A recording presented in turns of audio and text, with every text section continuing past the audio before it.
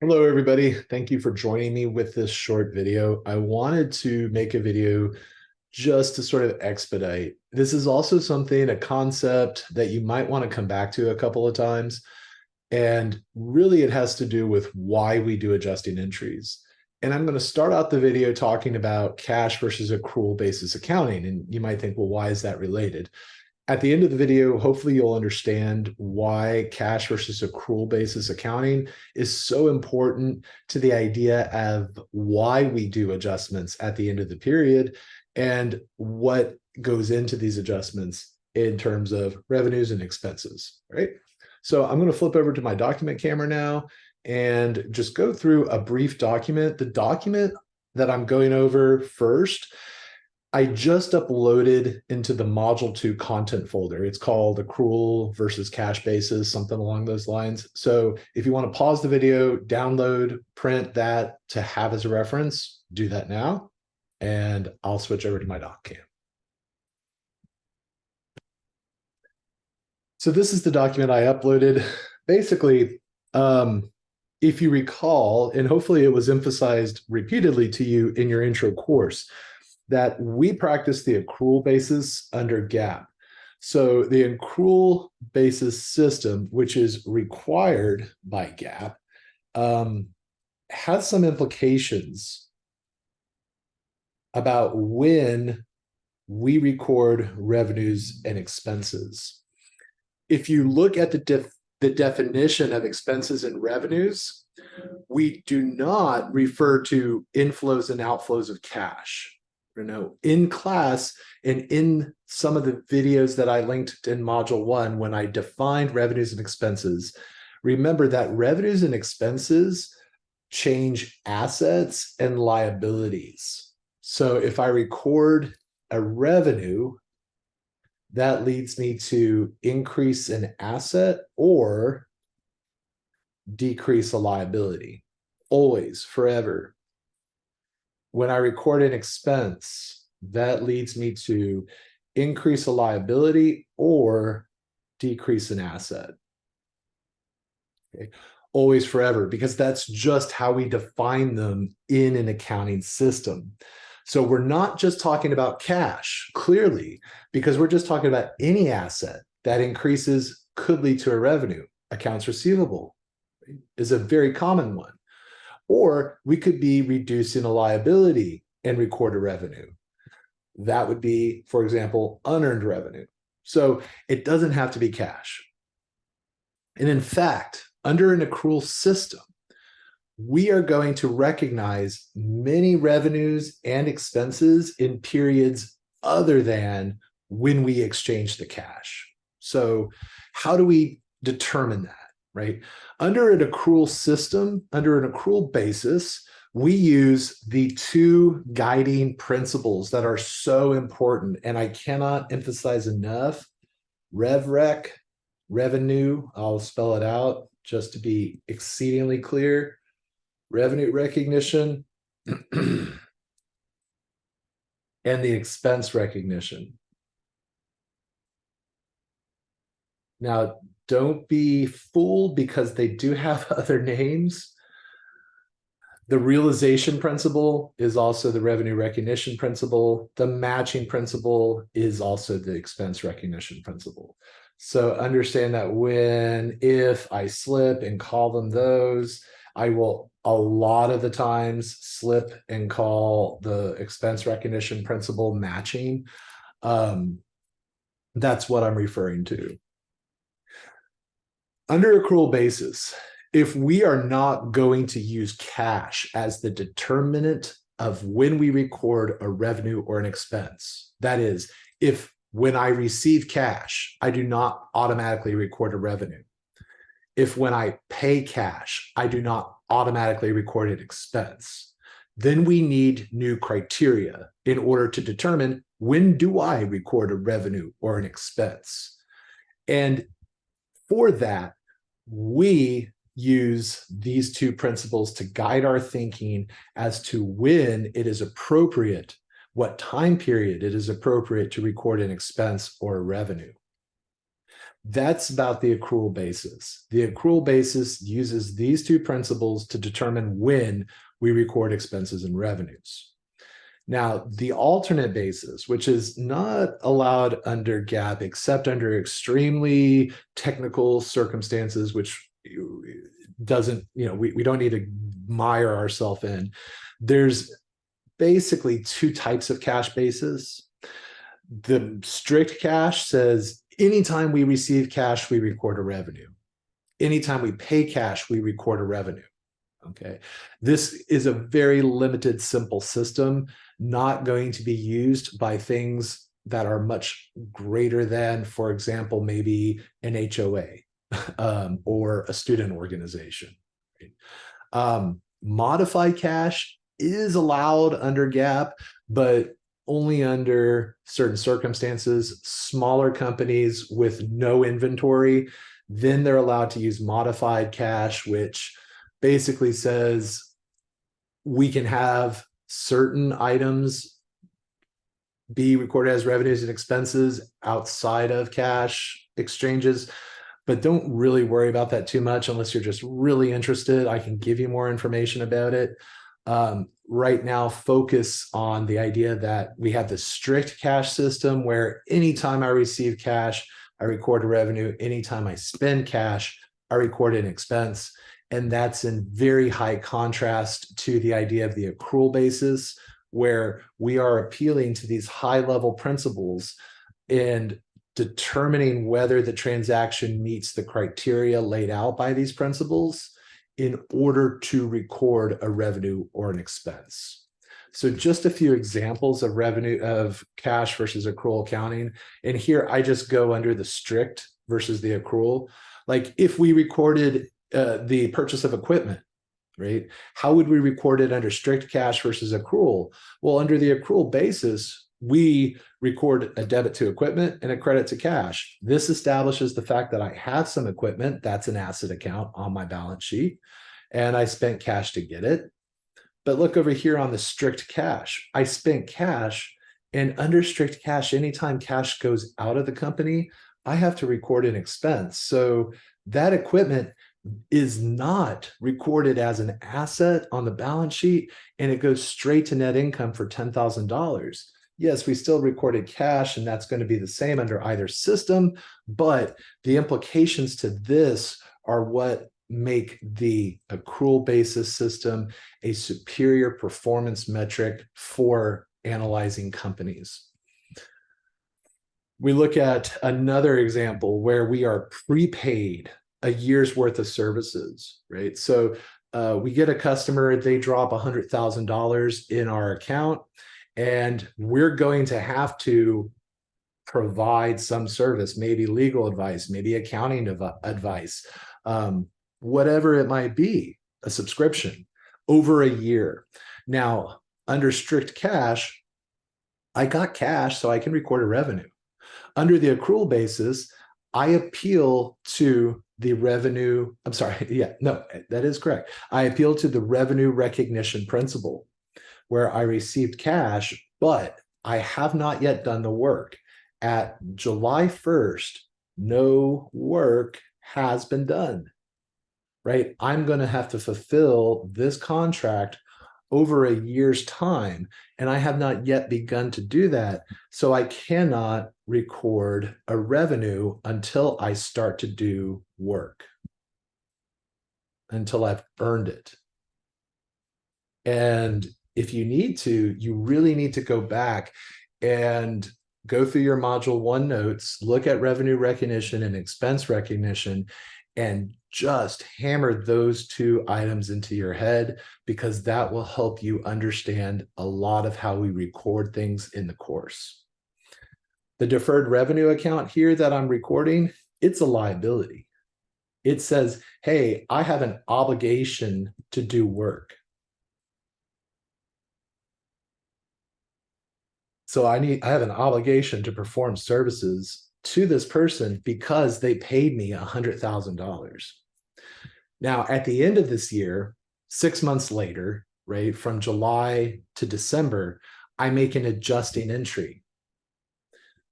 And that adjusting entry is made because now 6 months have passed and 6 months of services have been provided. So I helped them with their taxes. I helped to get their financial statements in order, whatever it might be. But I've earned half of the amount that they paid me because their initial payment was to retain me for a full year.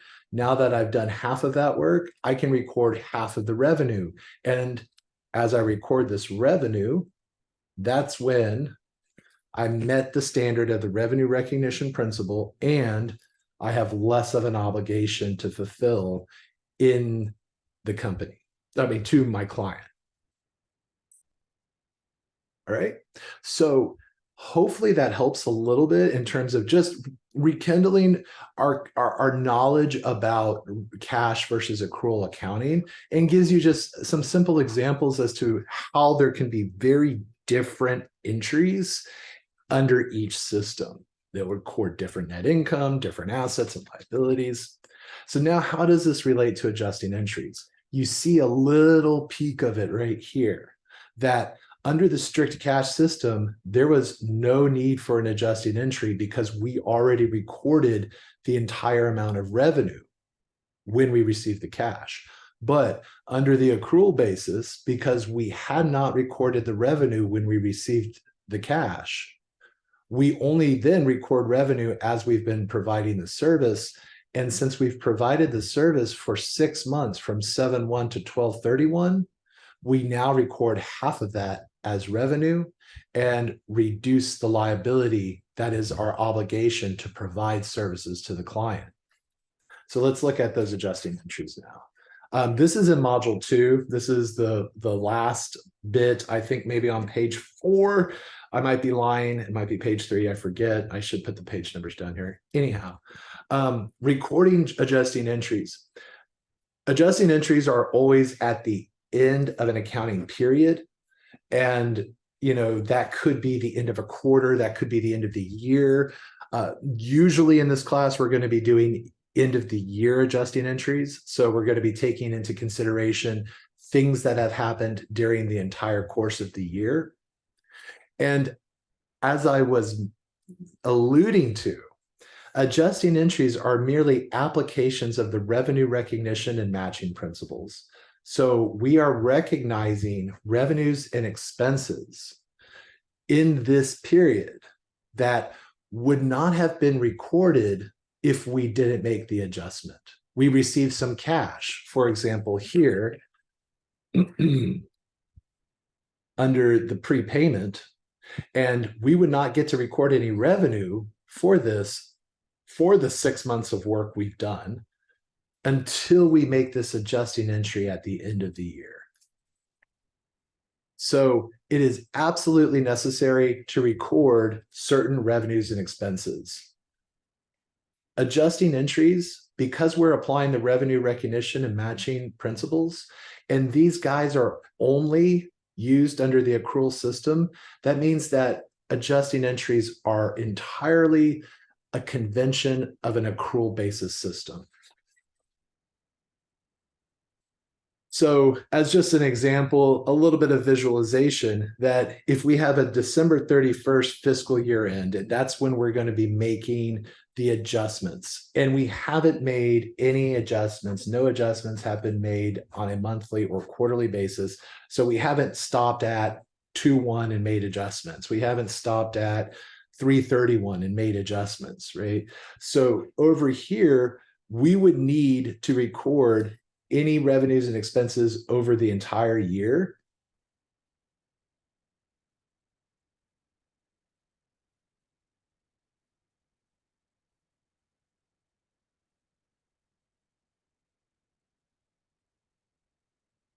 And in this case, we would, if we were doing it on a quarterly basis, we would adjust for revenues and expenses over a quarter.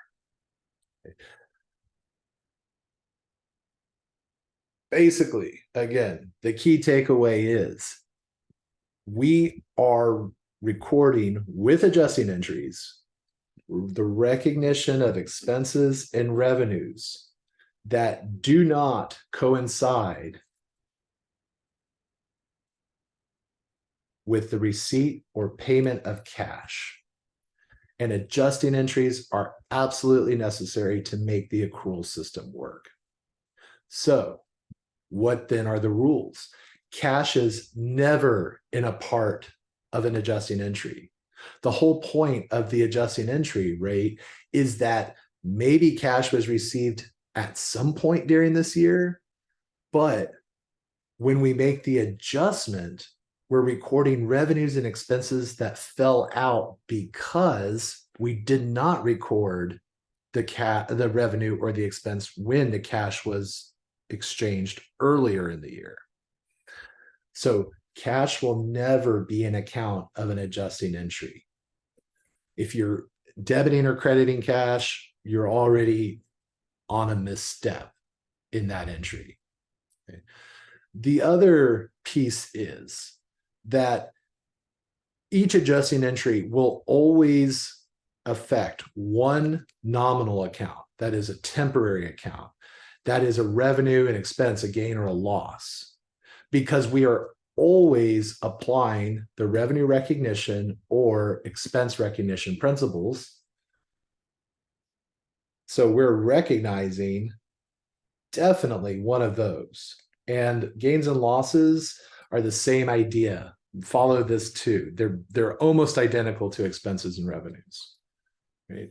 And because of the definition of expenses and revenues that I talked about, where when I recognize a revenue, that has to be also an increase in an asset, or if I recognize a revenue, it has to be linked to a reduction in a liability.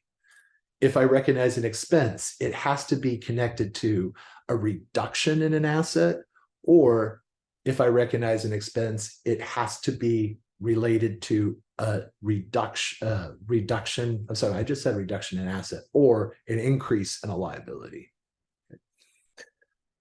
Because adjusting entries are moments when we're recording an expense or a revenue that does not coincide with the receipt of cash, then we have a moment where we are either exchanging cash, perhaps we receive cash, let's say at this point on the timeline. Right. Then at the end of the year, we're recording a revenue. So in this case, cash is preceding the recognition of the revenue. Or maybe it's a case where we pay cash at some point during the year, and then at the end of the year, we're recording expense. Right? The point is, these two things are not happening at the same point in time. It might also be a case where we're recognizing a revenue actually at the end of a period, and then later on, we will receive cash in a different period. Okay. Again, now, right, we've just flipped these two events. Also, we might be recognizing an expense at the end of the period and then receive, or sorry, not receive, but pay cash in the next period. So, for example, this might be, in these cases, this is all in the same year. Let's just call it year one. And this is the end of year one. In this case, maybe this is year one. And then this is the end of those years. This becomes year two. And now we're receiving or paying cash. As long as you understand that we are now separating the payment or the receipt of cash, right, such that they're on different points of this timeline, we're separating the cash event and the recognition event, then that makes there two types of adjustments. Accruals are when we record revenues and expenses prior to the cash event. So over here, we're recording the revenue and the expense. This is an accrual adjustment.